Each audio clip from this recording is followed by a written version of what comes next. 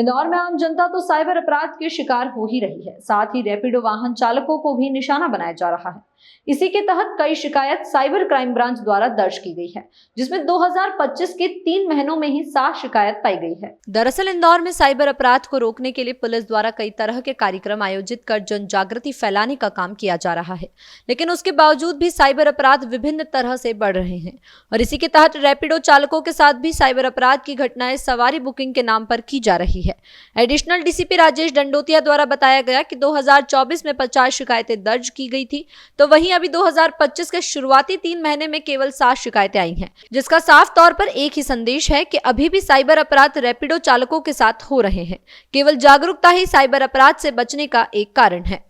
ये crime branch के द्वारा कल एक डाटा जारी किया गया है, जिसमें कि 2024 में 1 जनवरी 2024 से लेकर दिसंबर तक 50 कंप्लेंट्स आई हैं, जिसमें कि लगभग 16.5 लाख रुपए रैपिडो जो चालक है उनके साथ ठगी हुई है। ठीक उसी प्रकार अभी इसमें 1 जनवरी से लेकर 2025 में लगभग 7 कंप्लेंट आई है, जिसमें लगभग 33,000 इन्होंने ठगाया। कुल मिलाकर 57 कंप्लेंट्स हैं और जिसमें कि लगभग 17.5 लाख के करीब इनके साथ फ्रॉड हुआ है।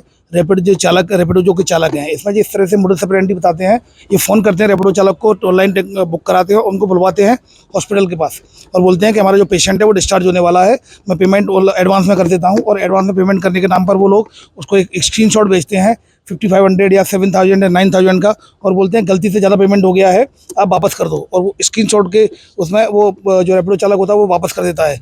तब देखता है कि उसके अकाउंट से पैसे कट जाते हैं, क्योंकि ये जो डमी SMS होते हैं ये मोबाइल नंबर से आते हैं इस तरह के कि आपके अकाउंट में पैसा आ गया है। वो डमी SMS होते हैं जो फ्रॉडस्टर के द्वारा भेज जाते हैं। अतः ऐसी स्थिति में रैपिडो चालक को कभी भी इस तरह के कॉल पर एकदम विश्वास नहीं करना चाहिए। कोई फाइनेंशियल ट्रांजेक्शन करने से पहले वेरीफाइड कर लेना चाहिए। और तीसरा, डमी SMS आते हैं, सबसे पहले अपने अकाउंट को चेक करना चाहिए, क्योंकि इस तरह के फ्रॉड हो रहे हैं। तो इस संबंध में एडवाइजरी भी जारी की गई है।